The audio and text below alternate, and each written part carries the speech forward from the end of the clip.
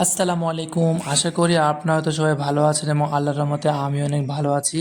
তো আজকে এসেছি নতুন একটা ভিডিও নিয়ে। আর আজকের ভিডিওটা হচ্ছে আমি আমার কবুতরগুলোকে আপনাদের সঙ্গে দেখাবো। আর এই সময় হচ্ছে আমার কবুতরগুলোর ফেদারগুলো উঠে যাচ্ছে, এর কারণ কি সেটাও আজকে হচ্ছে আপনাদের সামনে শেয়ার করার চেষ্টা করব।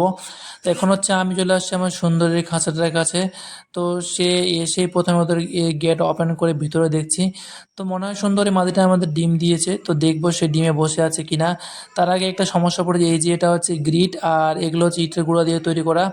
তো এখানে একটা সমস্যা আমার হচ্ছে, এই কবুতরগুলো কেন যেরকম অবস্থা করে, ওই যে ওদের খাওয়ার জলের পাত্রে না পটি করে দেয়, এর জন্য অনেক সমস্যায় পড়ে গেছি। আর ওই জন্য আমাকে হচ্ছে বাইরের সাইডে লাগাতে হবে, কবুতরের জল খাওয়ার ব্যবস্থাটা বাইরের সাইডে করতে হবে যেন ভিতর থেকে খেতে পারে। তো আমি হাত দিয়ে সরাতে সরাতে দেখছি মাশাল্লাহ দুটো ডিমও দিয়ে দিয়েছে আমার সুন্দরীগুলো।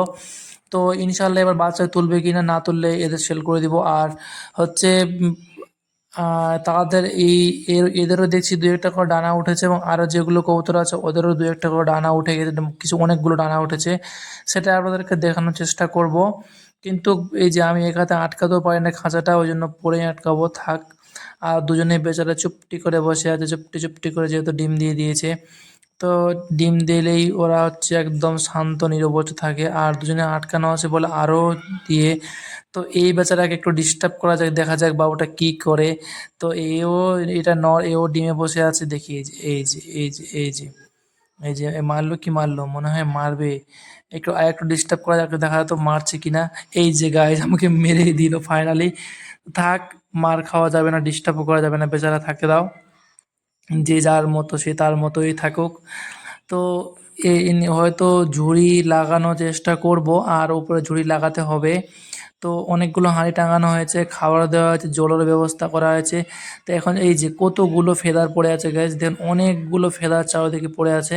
কেননা এই সময় হচ্ছে, এই সময় প্রতিটা কবুতরে হচ্ছে মল্টিং হয়। আর বছরে কতবার মল্টিং হয় সেটা আমার জানা নেই, কিন্তু এই সময় বেশি বর্ষাকালে হয়। কেননা এখন অনেকগুলো কবুতরের পালকগুলো পরিবর্তন হয়, নতুন পালকের জন্য হচ্ছে প্রস্তুতি নেয়, এরকম অবস্থা। তো ওই জন্য হচ্ছে এই যে আমাদের টুসু হচ্ছে ওর সঙ্গীটাকে বলছে ডিম পাড়তে, কিন্তু না, এখন ডিম ডিম দিতে দেরি হবে, যেহেতু মল্টিংয়ের সিজন চলে আসছে। আর যারা ডিম দিয়েছে বাদ বাকিগুলো ফেদার টেদার উঠে একদম ঝরঝরা হয়, আবার নতুন ফেদার গজাবে, তারপরে হয়তো ডিম দিবে। তো তাদের খাঁচায় আটকিয়ে রাখছে, আটকে রাখার হচ্ছে কারণ বাচ্চাগুলো টিকেই না, আমার কবুতরের বাচ্চাগুলো খালি মরেই যায়। তো তার জন্য হচ্ছে এবার দেখি ফেন্সিগুলোকে আমি খাঁচায় আটকিয়ে রেখেছি কি হয়। তো যদি এই যে এখানেও কতগুলো ফেদার, অনেকগুলো ফেদার পড়ে আছে। তো এখন আমি ময়ে উঠে আপনাদেরকে দেখানোর চেষ্টা করবো আমাদের কিউট বেবিগুলো কী করছে, এবং আরও যেগুলো স্টিফান ছিল ওরা ডিম দিয়েছে কি না। তো এখন ময়ে উঠে গেছে, অনেক রিস্কের ব্যাপার। তো এখানে আমার হচ্ছে কিউট একটা বাচ্চা আছে, এই যে গাইস, ওয়াও সো সুইট, সে চুপটি মেরে বসে আছে। তো এখানে কিছু দেখা যাচ্ছে না, অনেকগুলো ফেদার পড়ে আছে, আমি ভাবছি ডিম দিয়েছে কিনা, কিন্তু আসলে অনেকগুলো লোম এবং পালক পড়ে আছে। আর এখানে ডিম টিম কিছুই দেয়নি, শুধু ফালতু ফালতু আমাকে উপরে উঠতে হলো, আমি ভাবছি ডিম দিয়েইছি মনে হয়। তো এখান থেকে নামবো, খুব শীঘ্র নেমে যাবো, যেহেতু অনেক রিস্ক, আর পড়ে গেলে আমি একদম শেষ। তো এই নিয়ে হচ্ছে আমার কবুতর পালন। আর এই সময় হচ্ছে কবুতরের মোল্টিং হয়, বর্ষা, অতিরিক্ত বৃষ্টিপাত হচ্ছে, ফলে সব কবুতরগুলো হালকা করে ঝিমিয়েও থাকছে। সেটা আবহাওয়া পরিবর্তনের জন্য, ইনশাল্লাহ কোনো কিছুই হবে না, ঠিকঠাক সুস্থ হয়ে যাবে। তো তার মধ্যেই কে কোথা থেকে আমার ভিডিওগুলো দেখেন অবশ্যই কমেন্ট করতে ভুলবেন না। আর ফেন্সি কবুতর, দেশি কবুতর এভাবে কে একসঙ্গে পালন করতে চান বা পালন করেন, অবশ্যই কমেন্ট করে জানাবেন এবং আমাকে কমেন্ট করে বলবেন। তার আগে বাইরে আসতে না আসতে দেখছি আমাদের রাজা বাবু, সে এখন কতগুলো তার সঙ্গে পঙ্গকে নিয়ে যাচ্ছে, খেতে ব্যস্ত। ছোট ছোট বাচ্চাগুলো আমাদের এবং রাজাবাবু এবং ওনার স্ত্রী দুজনেই বেচারা সে ঘোরাঘুরি করতেছে, দেখুন কি কিউট লাগছে। এটা হচ্ছে সোনালী মোরগ, আগে বলে দিই, এর আগে বলছিলাম নাকি মনে নেই। সোনালী মোরগ হাট থেকে নিয়ে আসছিল কীরকম কিনে। তো এখন হচ্ছে আমার সম্পূর্ণ না, কিছুটা কবুতর এসে এই যে এখানে বসে গেছে। আর ময়ূরপঙ্খী কবুতরগুলো এখন ভালোই ফ্লাই করতে পারছে মোটামুটি, আগে পাচ্ছিল না। এ নিয়ে হচ্ছে একটা ভিডিও করেছিলাম আমি, যে আমার ময়ূরপঙ্খী কবুতরগুলো ঠিকঠাক উড়তে পারে না, কম সম, কিন্তু না, এবার দেখছি ভালোই বেচারা উঠতে পারছে।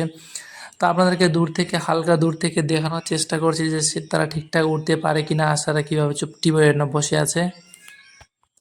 এই যে সবাই সারিবদ্ধভাবে বসে আছে আমার কবুতরগুলো, আর ঘরটা যত বড় হয়েছে তার তুলনায় কবুতরে নেই, কেন নতুন নতুন বাচ্চা কবুতর উড়িয়ে উড়িয়ে আসছে এখানে, আবার কিছুদিন থেকে থেকে চলে যাচ্ছে খেয়ে খেয়ে। তো যাক, ইনশাল্লাহ আমারগুলো যেগুলো আছে সেগুলো থাকলেই অনেক অনেকগুলো হয়ে যাবে, আল্লাহর কাছে অশেষ অশেষ ইচ্ছা, এবং আল্লাহ যদি বরকত দেয় তবে। তো আমার কবুতর পালনের শুরুটা হচ্ছে স্টিফানকে দিয়ে, আর কিছু গিরিবাজের বাচ্চা নিতে চেয়েছিলাম এক ভাইয়ের কাছে।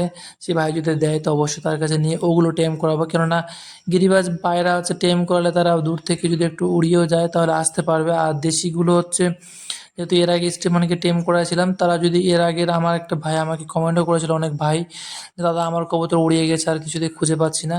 কিন্তু গিরিবাজ কবুতরগুলো ওগুলো আবার ঠিকঠাক চলেও আসে, বাড়িতে আশেপাশে যদি থাকে 1-2 কিলোমিটারের মধ্যে থাকে, তারা ঠিক ঠিক তাদের বাড়ি খুঁজেও নিতে পারে এবং আসতেও পারে।